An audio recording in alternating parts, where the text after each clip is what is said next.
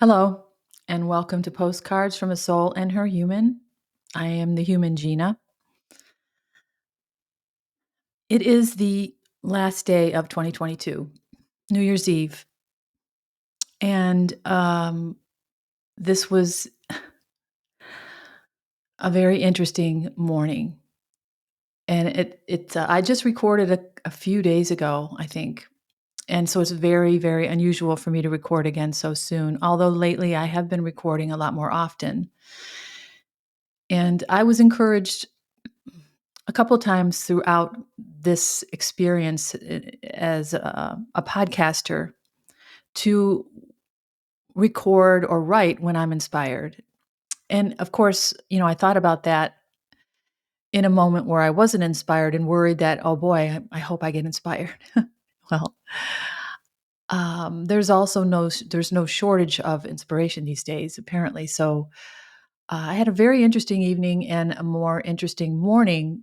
And I mentioned before that I tend to have my intuitive hits in the morning, and that often they come after a difficult evening. And I guess this is my process, and I'm learning to, as I look at it, objectively, out when I'm out of the energy that I was in last night and even this morning, I see this as my process.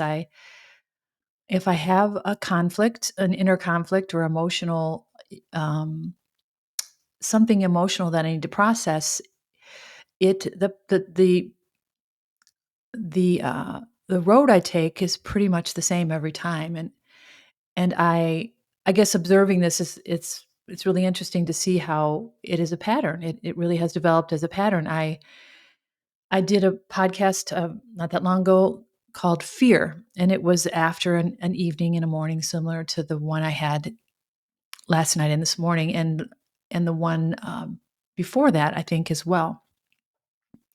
So these are real time things. They are, and it's funny because I'm really understanding more and more what my soul team has been telling me throughout this past year, and the keywords that have been coming up to kind of help me understand. And one of them that came up recently in a tarot reading was the word vulnerable or vulnerability.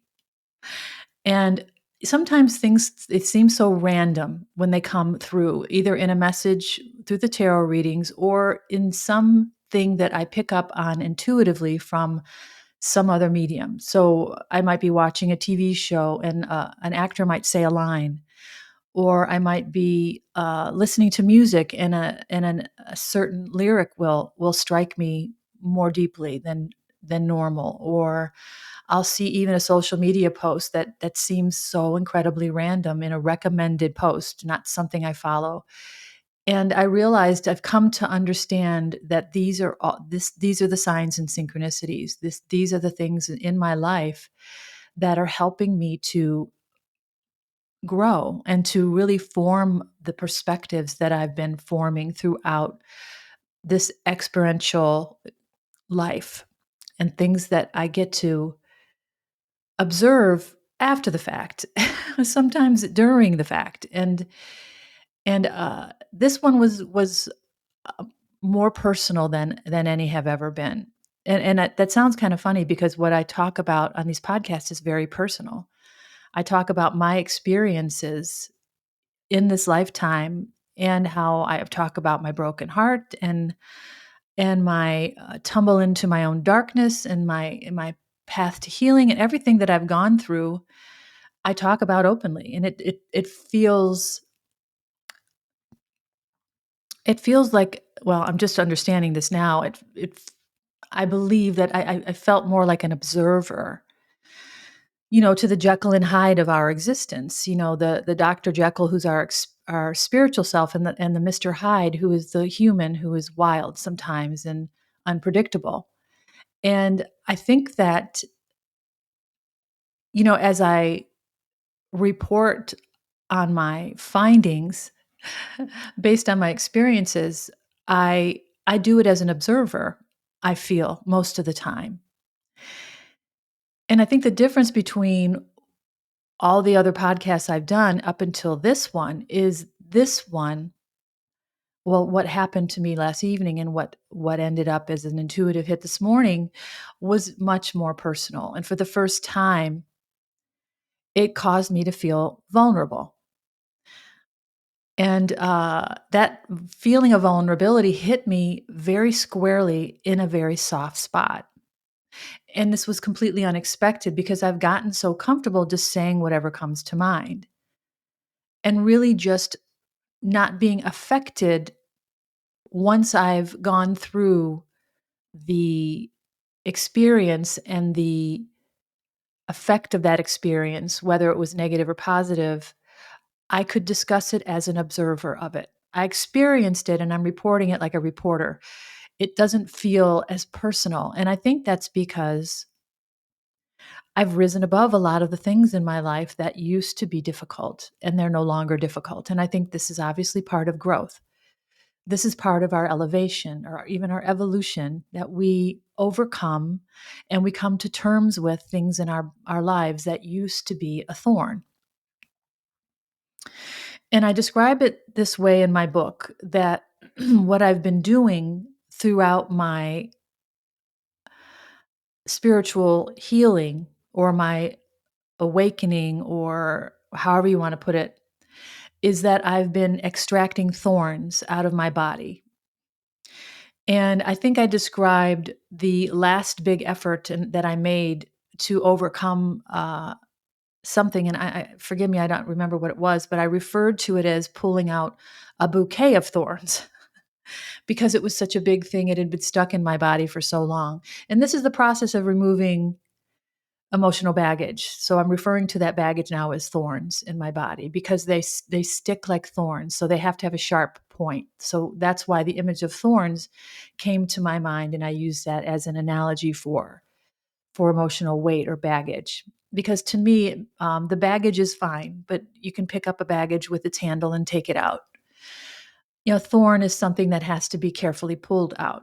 And, weeds is another way I put it. But so these emotional thorns have been something I've been pulling out of my body or my psyche for since I started my healing a year and a half ago. And I think the bulk of those thorns are gone, and I've gotten very comfortable in this role as an observer of my experiences and reporting on them to you without a lot of emotional effect. And it's been really interesting to see, honestly, I never really thought about it until now, because now I have something different that happened, which allows um, the contrast between the two, so I can see the differences. So when I report something or talk about my life, again, it's mostly from a been there, done that perspective. And here's what I learned. And lately, though, the last couple of podcasts I've done have been more of a real time. This is happening right now. And I'm kind of talking through as I am learning, which is what I did a few days ago when I did the podcast about how important imagination is in creating a fantasy in our hearts so the universe knows you're ready to receive your best life. And how important imagination is for the collective of humanity to create the best world uh, for humanity, and for this planet, and that ripples out into the universe to every other star system, planet, constellation, every other race of being. Is we are, it's a ripple effect. The way we feel about ourselves ripples throughout the universe. So every negative thought we have affects others in one way or another. And of course, when you think of it, that sounds terrible, and it can be. I mean, it can create generations of angst and anguish because of the collective belief of its people. So, not to get on a soapbox again, but so the alternative, or the other side of that coin is, well, if we all cared and work to see each other as as the children that we all are, the children of the universe, and that we're all trying our best, then we could change that collective belief to one of love. And of course, then that would be reflected and rippled out into the world and the universe, and everything and everyone everywhere benefits. So, so as I'm talking from a more real time perspective, and I'm actually working out how I'm feeling, it's a whole different thing. And you know, and I did an episode about fear, which was about my own fear about getting taking an airplane, going on a trip because of a panic attack that I had, and how it was really like an imprint on my energy that was became a fear. So that fear becomes a shield for my insecurity about flying, and I don't fly. So I worked all that out really kind of with you guys. So this is a little different though, because this is something that came up in real time, and it's it's requiring a lot more effort on my part to really understand what happened. So let me tell you what happened. Maybe that will help. I was I did this podcast on imagination, and then during that podcast, I talked about my own dreams, and I even prefaced it, and I did it a couple times out of nervousness with the phrase I was afraid to jinx it. And it's funny because I'm learning to understand when I use phrases like that, they're meant to protect something inside of me that is not maybe strong enough for me to share without that preface. And I didn't realize it as I was doing it, but when I used the phrase I don't want to jinx it, I didn't want to jinx it. What I really meant was that this makes me feel vulnerable. And this is something that is new to me because I have not really felt this vulnerability in a while. And I think what has happened over the time of my healing is, and I think it makes sense, and I'm not judging myself because this is part of my growth, is I became, excuse me, I became such an observer of my life, you know, of my past life, that I really I didn't really expect to be engaged in anything that would evoke much emotion because I already went through it all. Well, surprise, you're still going through things. So you have to continue to process and to experience it. So I started to talk about my pattern, and what happens to me is something will happen. And let me talk about what happened, and I'll pepper in the pattern and go back and summarize. But I did the podcast about imagination, and I talked about my own dreams and how I'm using my imagination to imagine this incredible home that I might live in one day in this incredible location, and a relationship with this incredible man who is my, you know, future partner. And I talked for the first time about really engaging with that idea, and how then I think that morning I had another intuitive hit about how we need to use our imaginations and we need to engage with this energy in order for it to fully materialize in the 3D, because energy is everything. Energy is everything. And I can't find a more profound way to say that, because you know, a thought in your body without even being expressed is an energetic thing, and it travels and it impacts and affects. So when you speak it, of course, that impact and effect is even more powerful. So this was kind of the basis of what I was talking about, how when we conservatively desire things, you know, it definitely creates a ripple, but it doesn't really, it's not powerful. And it's not more powerful. So when we speak it out, and this was my whole point, we speak it into the world, thereby um, doing our part to put our energy and our intention into this thing coming into our world. And if you think about anything, the more effort you put into something you want, the more likely you are to get it. So if you think of that in physical terms, it's the same thing. If I put my effort into learning this discipline, then I become skilled at this discipline. That's my reward. It's the same thing with our energy. And I think this is something that we miss when we're talking about manifestation is the time that we need to stick with it. It's not something we can just wish for one day and then go on believing the opposite the rest of our week and then wish for again and then believe, we cancel it out with our belief system, our energetic signature. So when we speak it out into the world with intention, we are, and of course a clear and open heart so we can receive, we're telling the universe we're ready to receive, and the universe then conspires for us to have what we want. So speaking it out into the world for me, and that was the first time I had ever done that, spoke about it openly to the ethos. I've thought about it a lot, but it's always an internal thing. It's never something I'm speaking out. So when I got so excited about figuring this out, that, oh, we have to speak it out, I spoke my own dreams out. And it's funny because the following day or two, I had this incredible elation in my body. Like I felt like I engaged with something, that I activated something. And although I had a little bit of my ego had a little bit of a moment where it said, you put that out there, people are going to judge you.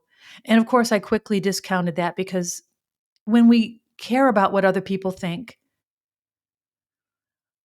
we're insecure about about who we are. So I posted this on my Instagram account not that long ago. When we think they're judging us, we're judging ourselves. So I know that. So if I'm being judged by somebody on the other end of this who says, "Oh, this person's crazy," or if it doesn't come true, they're going to look stupid. I don't care about any of that. I left that long ago in my life, that need to please other people or to fit in or to think like other people, because I never have. So that's not a concern. So I quickly got rid of that. So I went a couple of days, and yesterday especially, getting up, I felt like I had like I was attached to an air balloon, and I just kind of floated off in my day. And it was a gorgeous day in the end of December, so I spent it outdoors, most of it, feeling just really kind of comfortable with everything that was going on in my life, with these dreams, and engaging energetically by speaking them out. And it was wonderful. I had this incredibly wonderful feeling. And right around in the afternoon, I was sitting at the park on the edge of the river, which I do as often as I can. And I was watching big chunks of ice that were melting in the river. It was incredible. Actually, I took a short video. I should post that, because it was so interesting that we had, over the last week, we had sub-zero temperatures and snow and ice. So the river had frozen to a point. And then for 2 days we had over 50 degrees. Yesterday, I think we hit 62. So all the ice was quickly melting, and there was just huge chunks of ice floating down the river. And I was sitting there watching this happen, just kind of in awe of nature. And I started to get this other feeling in my body. And again, when I start to experience something that feels displaced, I pay attention because my body is getting ready to talk to me. So I'm sitting there at the edge of the river, and I start to feel this discomfort in my body, and I'm thinking to myself, "What is this?" I'm in this incredibly elated mood, and I just have this feeling of total alignment with my, where I'm meant to go and what's coming for me in my future, and all these blessings and everything I kind of exclaimed out to the ethos. What is this other feeling? And I had to sit with it for a little while, and then after a while, it kind of dissipated. I'm like, okay, well, I know more than I know anything that it will be back, because once I get that initial feeling, there's something. It's almost like your body's warning system. It gives you just a little flash of it, and then it pulls back, and then, it wants you to notice it, and then it'll come back stronger. And then if you notice it, you get to deal with it. If you don't, It keeps coming and then it changes form into stress and then into all the other problems that we suffer as humans when we ignore our inner language, our body, our soul speaking to us. So I knew better. And I'm thinking, even though I'm in this elated kind of incredible buoyancy, I knew there was something coming. So I just waited, and by the time I got home, I started to feel almost like, and I said it out loud on the way home, I feel like I need to cry. And I'm thinking, but why? Why do I need to cry? But I trust this process more than anything. And it's funny how when you really learn to trust your body and your inner voice, how you don't question or doubt, and it takes away that struggle, that fear that you're going to have to deal with something. You just deal with it. And on the other end of it is peace. So I'm driving home and I'm thinking, I think I need to cry. And I don't know why, but I'm just going to allow whatever it is to be. So I got home and, I threw in a load of laundry or whatever I was doing. And I made a point to stay off the computer because I'd been working just about every day, even through Christmas Day. And I thought, I need a break. It's a beautiful day. I'm just going to not work and I'm going to just enjoy the day. So I did some laundry. I don't know what else I did. I just relaxed. I think I might even taken a nap. And I just allowed whatever this was to ebb and flow in my body. And by the time I got up to make dinner, I started to feel dread.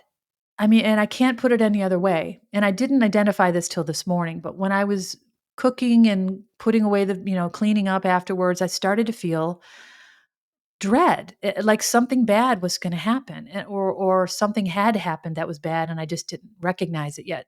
And it wasn't overwhelming by any way. It was a very subtle feeling. So I sat down and I turned off the TV, which I had playing while I was cooking, and I sat in my chair and just kind of closed my eyes. And I said to myself, what is this?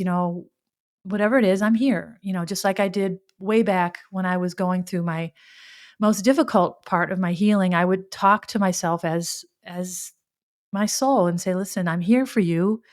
Whatever you need from me, I'm here. You're not alone. And I never felt, you know, like anything physically bad was going to happen. It was just a feeling of something was wrong. So after about a half an hour, I got up and I turned the TV back on and I turned on a movie and I started watching the movie and I got bored and I turned it off and I turned on another movie and I watched that whole movie and it had a very sad ending. And I wondered to myself right away, did I pick this movie because it had a sad ending? And of course, I didn't know until I watched it that it had a sad ending, but I wondered about that. So after this movie was over, I turned off the TV and I just sat there and this feeling just washed over me. And I began to cry. I began to cry and I thought, okay, I need to cry. This is a purging process. Just let it happen. Whatever the root of it is, I'll eventually be made aware. So I just let the feeling come up and I started to tear up and then I started to feel lonely.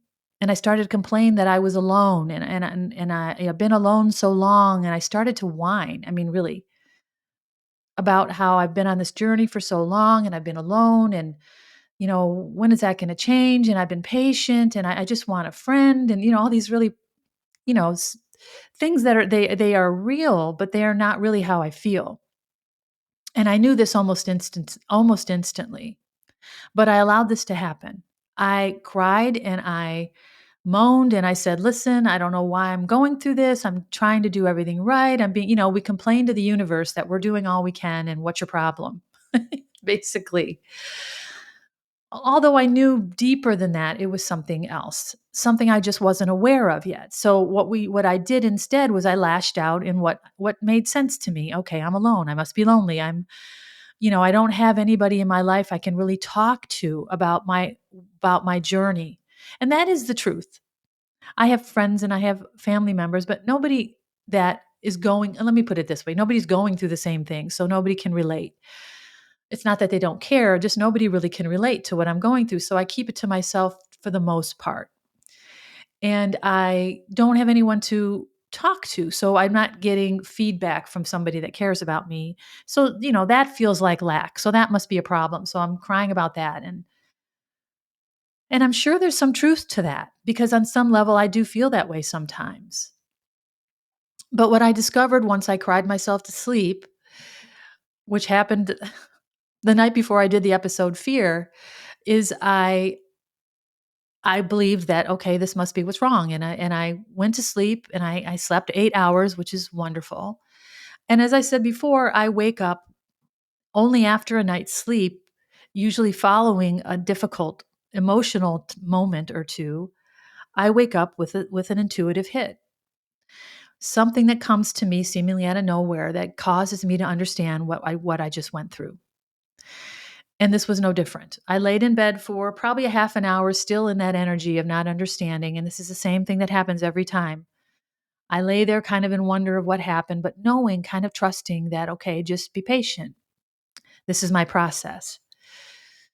And after about 20, 25 minutes, I started to realize what actually happened. Because what popped into my head was that tarot card with the word vulnerability on it. And what I realized, what I wrote off as jinxing it when I said I was worried about jinxing my dreams by speaking them out loud, it wasn't jinxing anything because what's meant for us will find us. And this is something I've learned. And I know that there's nothing I can do in this human world to screw that up. I may delay it with my ignorance, but I won't screw it up. So what's meant for me will find me, whatever blessings they're meant for me. So when I said it, I would jinx it, I wasn't being honest with myself. I wasn't worried about jinxing it. I was worried about being vulnerable to it. And of course, at first, I thought this was vulnerable to you, the listener. But I worked that out a couple of nights before, and I knew that wasn't it. I don't, not to sound mean, but I don't care what anybody else thinks. If I am to trailblaze in my life, that means I have to go places that no one's ever gone before. So if I have a thin skin for what other people think about what I say, then I'm obviously not doing the right work. And I think over time, I've developed this kind of understanding that I am a little different. And I've fought that most of my life. But I'm embracing that now. And in that embracement, I'm able to follow, or I guess the word follow is not right. I'm able to walk this new road, not knowing where I'm going. And if I'm going to report about what I learn and understand, sometimes it's going to be the first time I hear it or you hear it. So if I'm saying things that sound fantastic to you, it may sound fantastic to people when I talk about my soul family, otherworldly, disembodied souls who are part of my journey, part of my support system. There are a lot of people out there who wouldn't listen to this podcast, who would not have any, um, wouldn't believe that, and who would call me nuts. And you know what? That's their right, and that's where they are in their journey. And we have to understand that about each other. I'm not for everyone. I keep hearing that. When I do my own readings, my own oracle readings, which are once a week, I keep getting that card that part of the description says you're not for everyone, that I'm meant to do something that a lot of people have never done before, and that is to blaze a new trail. So if I'm blazing a new trail, I can't worry about what you think about what I say. I can't. And it's kind of a default mode that I don't. And I think that's part of this wiring of the soul that I am. Because I'm meant to do this, I cannot be afraid to do it. And it doesn't take courage for me to do this. This feels natural for me to talk about the most deeply personal things in my world because I believe as a soul in this human incarnation that that's what I'm here to do. So I don't have a problem doing it and I don't worry about how it's received. So I knew that wasn't it. So I'm thinking, what is this vulnerability then? And a phrase popped into my head that I will probably entitle this podcast with. And the phrase was the fear of hope. And I had to sit on this one for a little while. This morning, I laid in bed just thinking, I am fearing the hope of what's possible. And the fear isn't whether it's possible or not, the fear is opening my heart to it. And I thought of it this way. This image came into my mind of a rose opening, of going from a closed state where its petals are encased uh, in part of its stem work or the basis of the petals. It's encased in that. It's protected. But what that rose has to do when the climate and the universe tells it is to unfold, is to open up. And when it's fully opened, and as it's opening, it is telling the universe that it trusts the universe, that it is basically exposing its underbelly. So all of those tender, fragile petals are now wide open and spread open for the universe in the elements, in complete trust that it will be cared for. Whether it is or not isn't the point. It is the trust that the universe is supporting and loving this rose so it opens as it's intended to, as it was designed to. So while opening to the world and to the universe, it is at its most vulnerable. And because it's the most vulnerable, it's the most beautiful. So when you look at a rose and it's wide open, you're looking at it at its peak of beauty. And while it's at its peak of its beauty, it's at its most vulnerable. And I think that is really what I needed to understand, that I am vulnerable. By engaging with this energy, by facing it and connecting with it and using my intention, I am now vulnerable because of the hope that it creates in my body. And let me explain that. I think that anyone who's had their heart broken, whether it be through love or loss, closing that heart comes easy. It snaps shut like a Venus flytrap. It just snaps shut. And we're justified in shutting it because it was damaged, so it needs to heal. So, a flower is not able to do this. A flower has to open completely, and then it wilts, and then it deteriorates back into the earth. It's kind of what we do too, I guess, if we're able to keep an open heart. But most of us can't. Probably none of us can't, because we have to experience this in order to grow. So that's the difference between a flower and a human heart, is we have to experience pain and loss in order to grow our hearts. But in order to grow, we need to close in order to heal. So it's this process that we have to go through of opening our hearts naturally as children, because as children we are born into this world with open hearts. We are born into this world with remembering what we are. So I've said a while back, and I'll say it again, that the consciousness is only remembering what we knew before we were born, before we learned that we were individuals, and therefore began to have a separate experience in the world. We forgot that we're a part of the fabric of energy, which is all life, which all of us are a part of, every living creature, that we're all part of this energetic consciousness or body. I refer to it as the God body. It's the only thing that makes sense to me, because it's not one person. It's not an idea. It is an energetic body. It is pure energy, which is in everything, which drives everything, which everything is made of. We are all part of that. Collectively, we are a collective community of souls.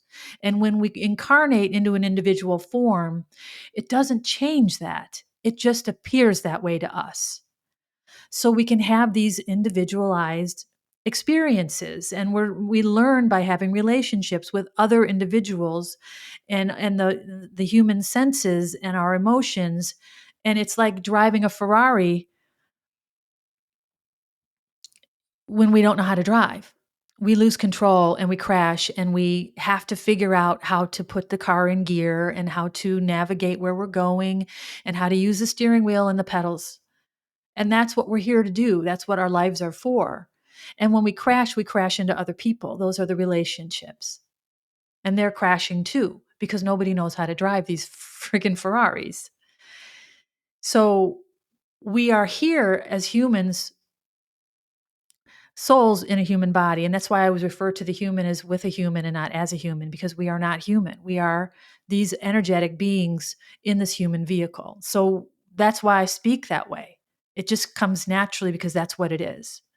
So when we're having these individualized experiences, we forget that we are part of this mass consciousness. And as children, we know that when we come into the world and our hearts are wide open and we love everyone and everything. And it's only through our experiences as a human being, as an individual, as a solitary being, that we begin to lose that sense of wonder and trust in the universe. That's why we're always told to go talk to our inner child, to go connect with our inner child, because that inner child still trusted life. And that inner child had an open, beautiful heart. So there's nothing wrong with what we have to go through. It's why we're here. And I think that's why I can put what I've been through in such clear perspective. I had my heart crushed. I mean, I honestly, it was ripped out of my body and thrown into a blender. I mean, I've had some terrible experiences in this life. But because I can see the purpose in them and I understand why, it takes away the sting. And I'm not saying I don't have to deal with anything. I went through a lot of healing. But during this healing, I was also given this perspective. So that's why I advocate for healing so much, because you get this amazing perspective. It's not just about feeling better or being, open again. It's about understanding why you went through everything from that perspective on the top of the universe that allows you to see it all. And it takes away the fear, which I said before. So as this child, we have this open heart. When we have these individualized experiences, we learn pain, we learn disappointment, we learn heartbreak, and then we close. And then when our hearts close, we have to heal. And the problem with this process of healing and closing this heart like a Venus flytrap is a lot of us forget to open it again. We forget that it can be opened again and we can trust again. So this is why this whole process of awakening is so important. And you don't have to use the term awakening. It's just really learning to process your feelings, learning to process the weight inside of you, pick up and remove the emotional baggage, pull out the thorn. And every time I pull the thorn, it bleeds a little bit. And I have to deal with that bleeding. And honestly, I'm still in that energy today because this was just this morning. I still feel this exhaustion from this little mini trauma that I had to deal with. I had to pull this thorn out of my body. So my heart has been essentially, was closed shut during my healing. And as I learned about myself and my purpose and the reason I'm here, my heart began to open. And it opened in trust that I was being led where I needed to go. And it opened in faith that the universe is supporting and loving me.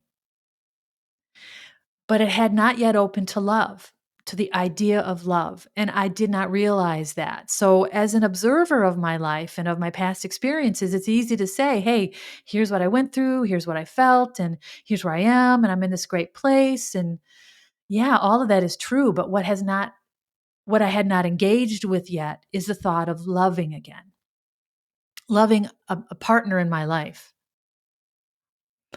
And saying that out loud, the possibility of finding this person and engaging with that energy, it tugged at this thorn. And that's the discomfort I was feeling yesterday. And that's why at the end of the day, after that sad movie where the girl and the boy did not end up together, and I don't believe that was an accident, I started watching a whole different movie and then just thought, I'm not going to watch this, turned it off, scrolled for a second, landed on something and opened it. This is how synchronistic the universe is. And we don't understand that 90% of what we do is synchronicity. And when you can look at it and see what you're doing and understand what you're doing, it's like watching the aurora borealis, which I've never seen and I hope to. It's watching something magical. So I woke up this morning in complete like I didn't understand why I was feeling this way, and then all of a sudden I started to realize the word vulnerability popped into my head, and then the image of an opening rose, and I realized what was happening. I was vulnerable to hope. And once you're vulnerable to hope, once your heart opens for love, and I guess this is true for any relationship, which I have not had a new one since my old one ended, of any kind, friendship or otherwise, it evoked fear. Fear of hoping for something that could break my heart again. And I think that's really what the crust of it is that crux of it is. I think it's when we open our hearts, we are vulnerable again. And this is such a beautiful thing to recognize, because I've come so far on this journey. And maybe this is the last part that I have to, really get comfortable with, is the idea of allowing somebody in my heart again.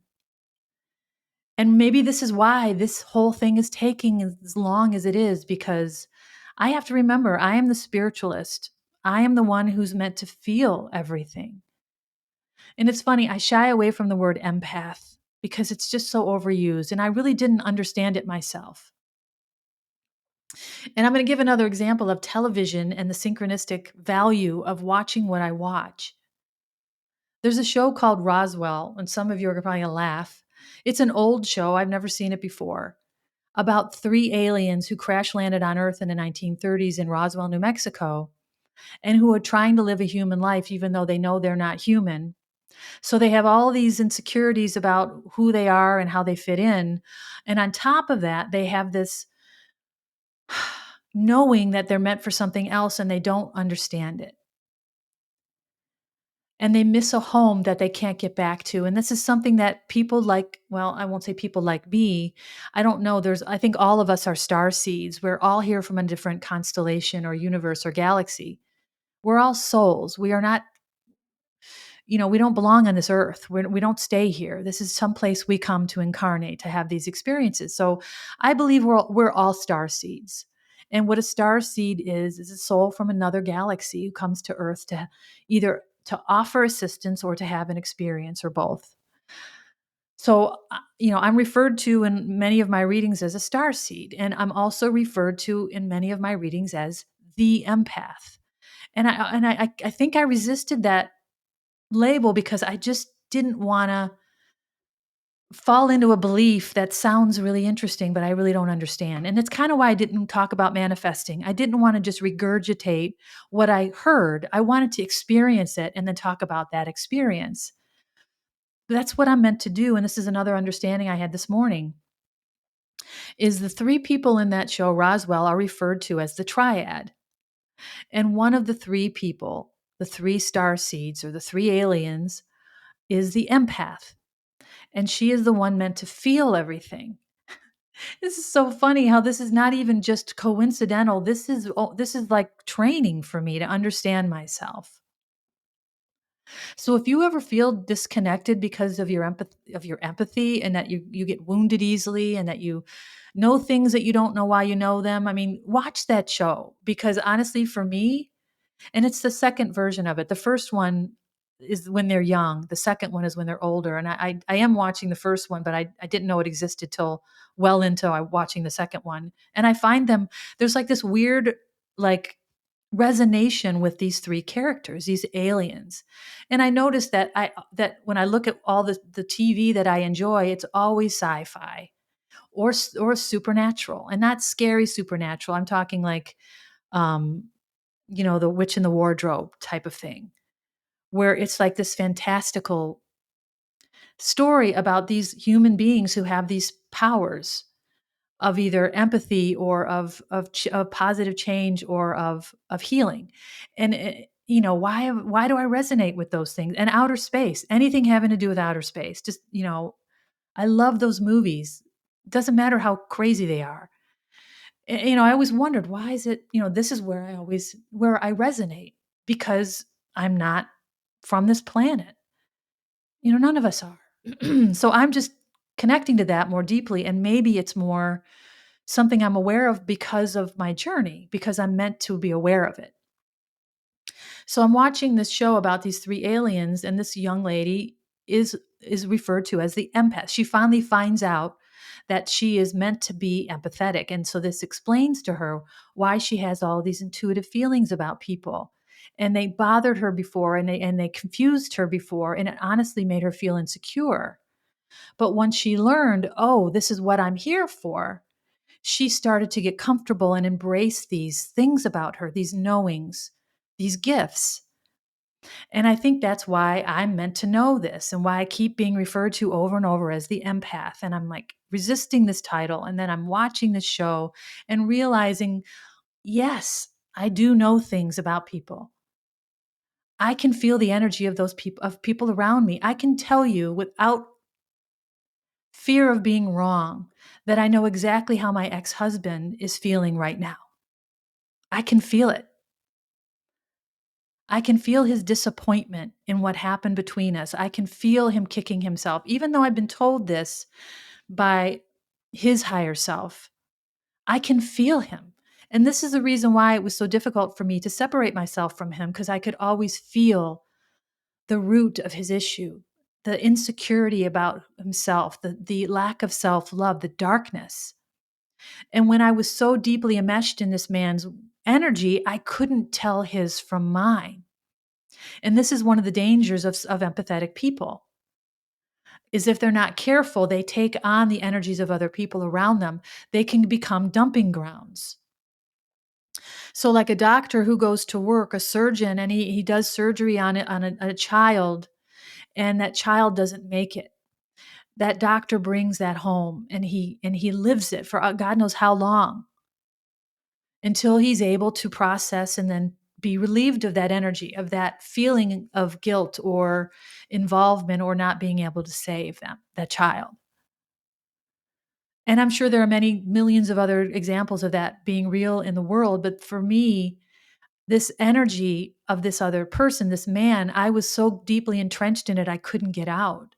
And that's why I refer to our separation as my soul literally pulling me out by the ear, because it was time for that relationship to end. It was time for me to heal. It was time for me to prepare for what's next. And I believe that what I'm going through right now, this feeling of vulnerability, this fear of hope, is part of that preparation. That I'm meant to feel everything. The empath feels everything. So that's my role in this world. And I can feel the energy of everyone around me. I know their mood before they say a word. And I think this is why people who are empathetic have trouble in crowded places, and why, the fear of getting on an airplane was so much more than just fear of a panic attack. It's also, you're immersed in the energetic fields of all of these other people. And on an airplane, they're not at their most relaxed. So I have an awareness of this energetic, I can feel how other people feel.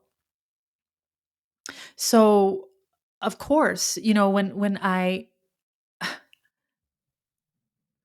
see myself as this now, when I can embrace these gifts of being an empathetic person, then I can learn to use them.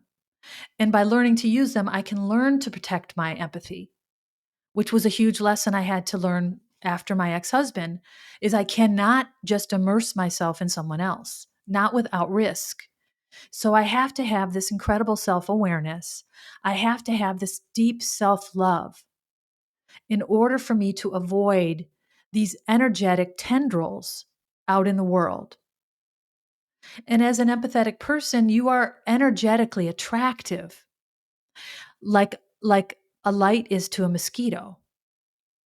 And I don't mean that to make people who are attracted to me sound like a mosquito. I guess I don't really mean that altogether. But what I do mean is that people who are lacking in self-awareness and self-love are attracted to illuminated beings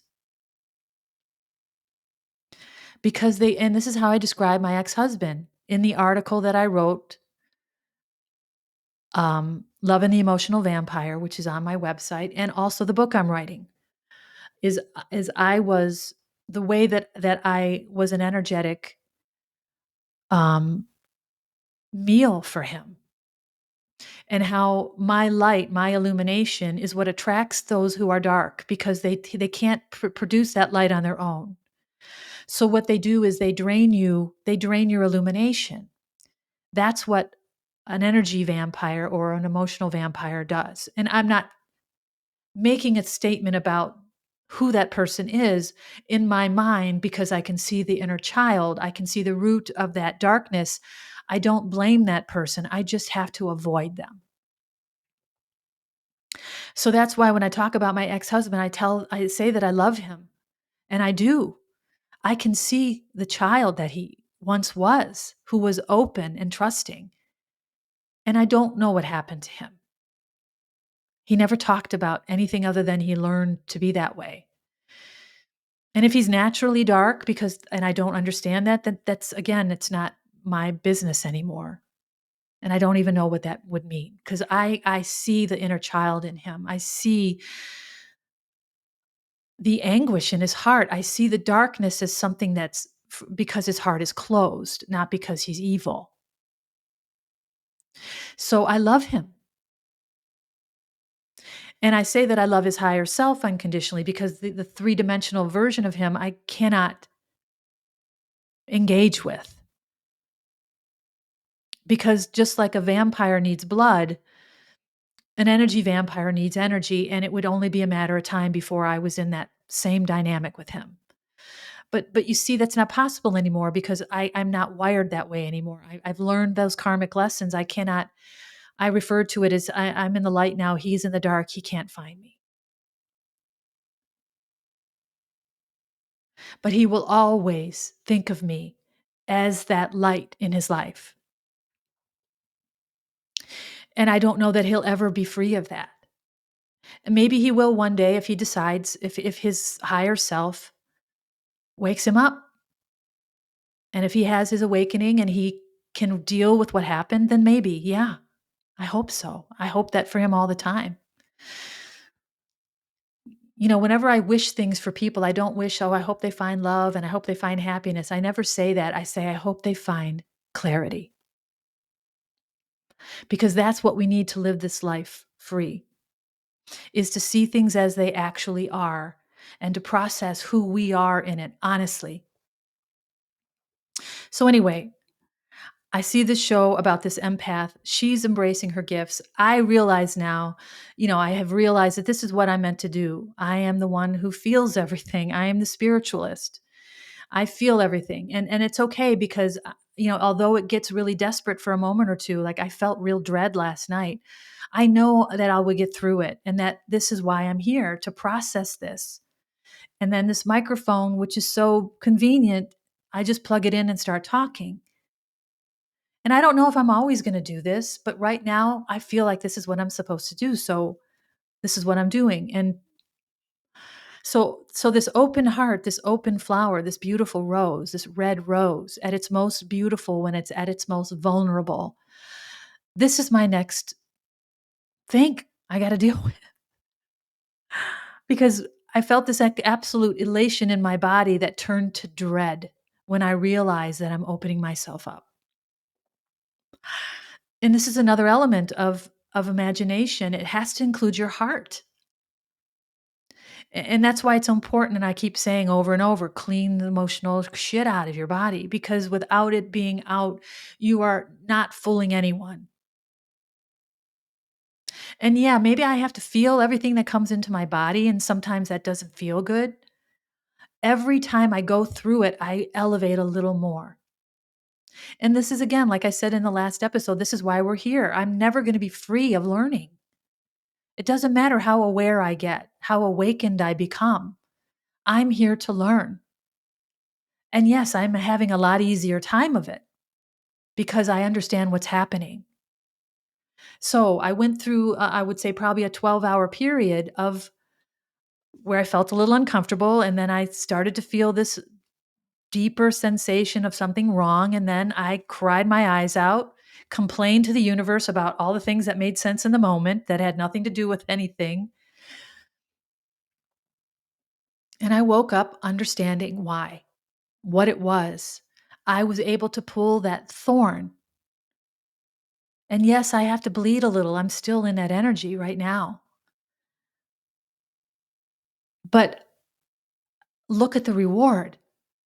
That's another thorn out of my body. That is another opportunity for me to open a little bit more, for me to feel my heart and to know that it's safe. I've educated enough about myself. I've learned to love myself, which is the key. Because when you love something, you protect it, right? So I love myself now, so I'm not going to let an energy vampire into my life again. I I know what to look for.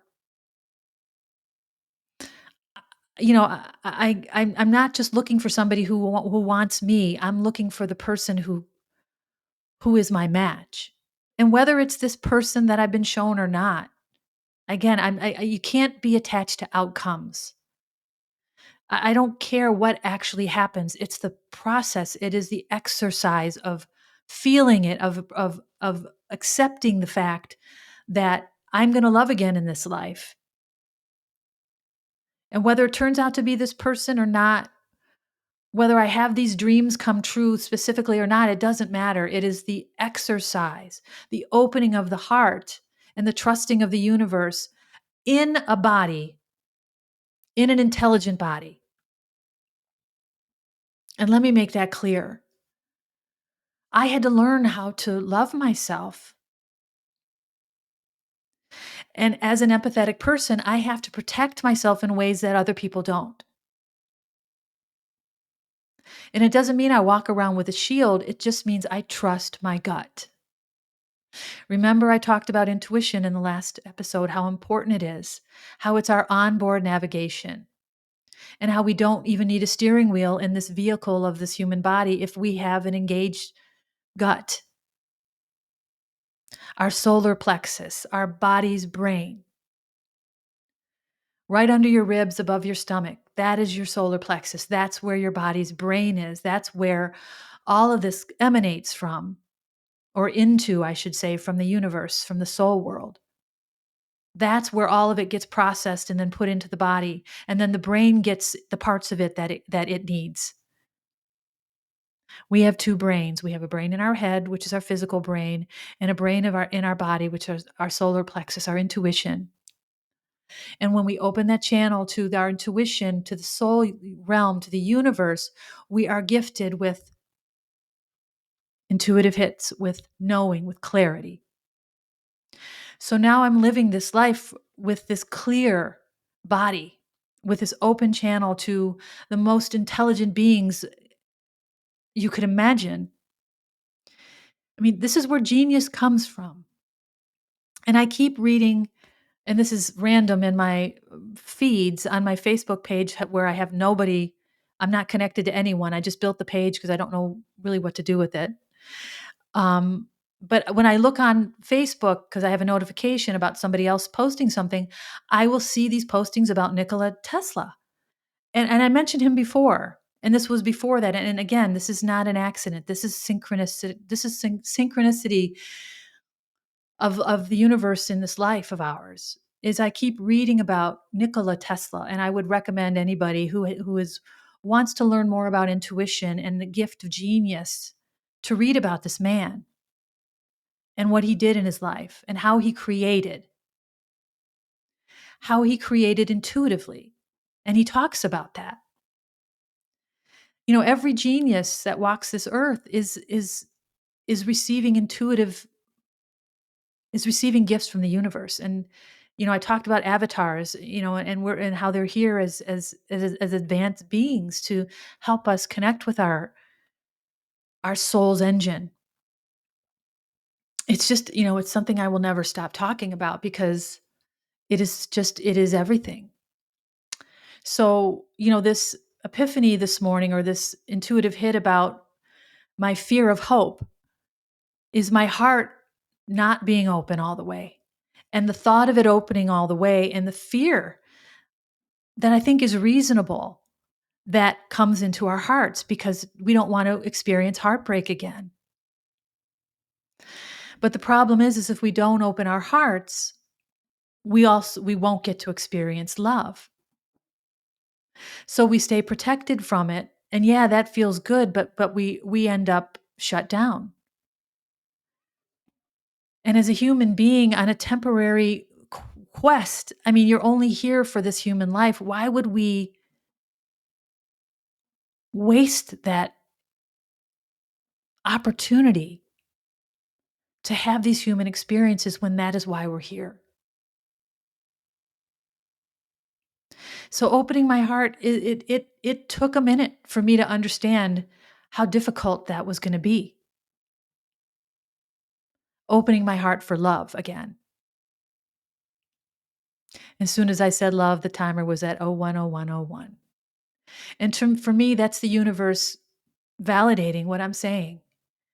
It's it's it's something we have to learn to do as humans. We're born with open hearts. Our hearts close when we experience loss, and they either stay closed or we learn to open them again.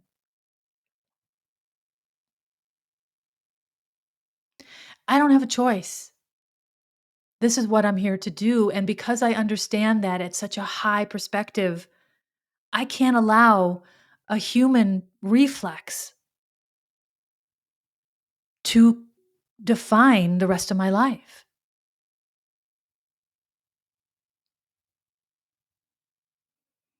I want to experience true love for the first time in my life. That's one of my soul's purposes here.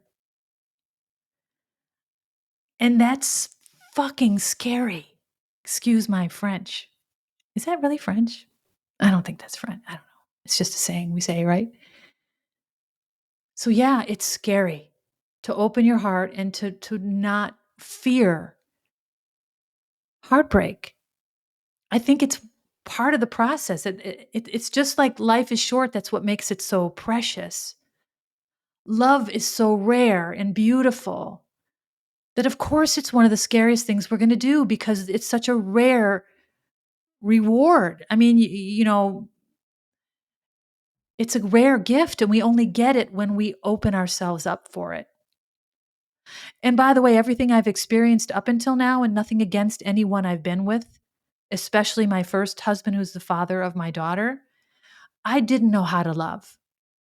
My heart was closed so tightly, I just did the best I could.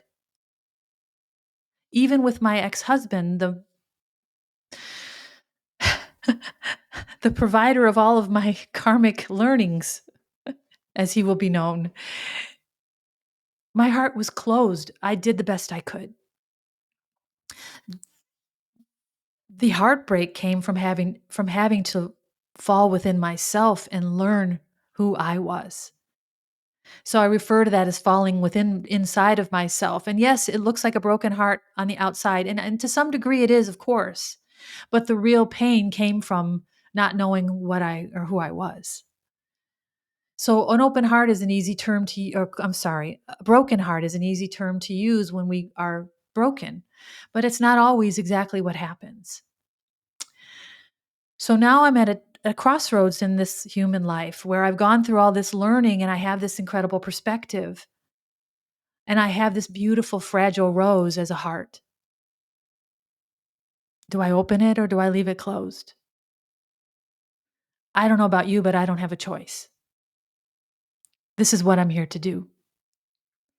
So, of course, I will open it and I will be receptive to whatever love comes to me because it will come in a pure form, because I will know it's pure, because I've cleaned my body and my heart. And I'm not saying I'm going to jump in with both feet and be married in a month. I'm not saying anything like that. I'm just talking about engaging with another heart without fear. There may be some hesitation, of course, but no fear. There's no place for fear. Fear is a shield to our insecurities. And if I allow that, then I'm abdicating my right for true love. My right, my soul's purpose to experience true love in this lifetime.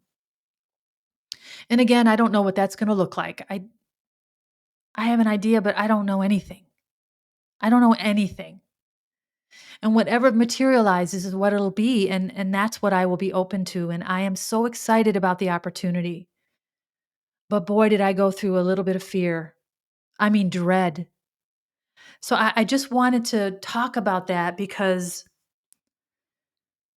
this is something we're plagued with as humans, the closed heart.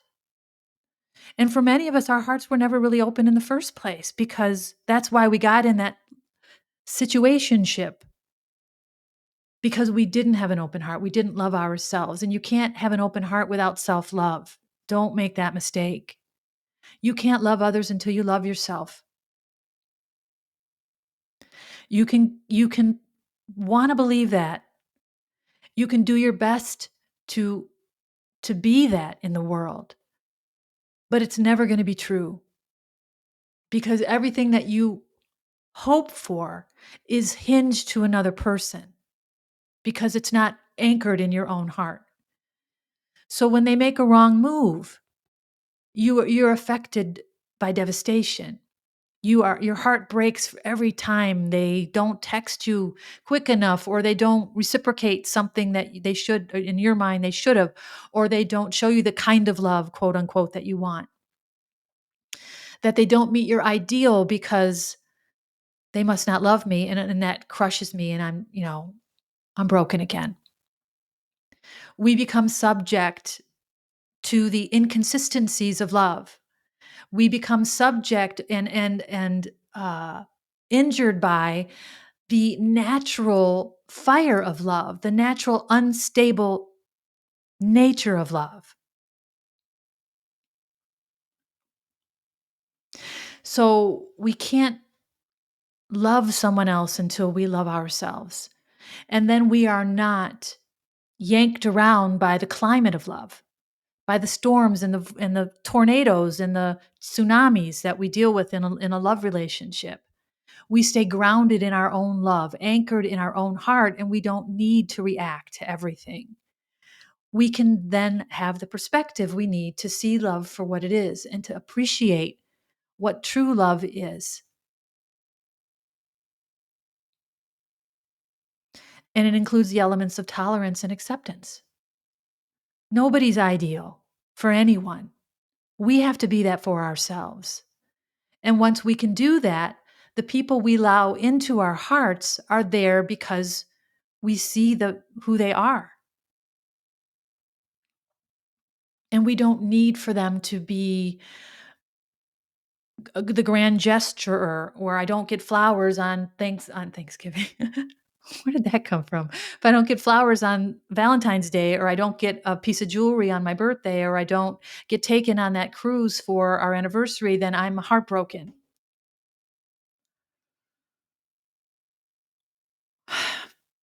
That's not love. That's our insecurities dictating how we feel, our demons controlling us. And I won't go off on another tangent because I'm aware of how long these are going, and I'm trying to be mindful of that. But so, yes, I have to open my heart in order to have hope. And that hope is scary, but I understand it. I can see it very clearly now. And I think I'm well on my way to the other side of it. So I wanted to share that with you because I felt like it was worth sharing. And I appreciate you listening as always. And I appreciate my spirit team, especially my higher self, who is always here, flash bombing me with stuff I need to know. And I'm so grateful to have this incredible connection where I could get whatever I need whenever I need it. And yes, I have to process it. But that's why I'm here. That's why we're all here. to process what we learn and what we go through and to come out of it whole as we're as whole as we can, without giving in to the fear of hope. So I will leave you with that. And I thank you again very much for listening and for being a part of this journey with me. Thank you.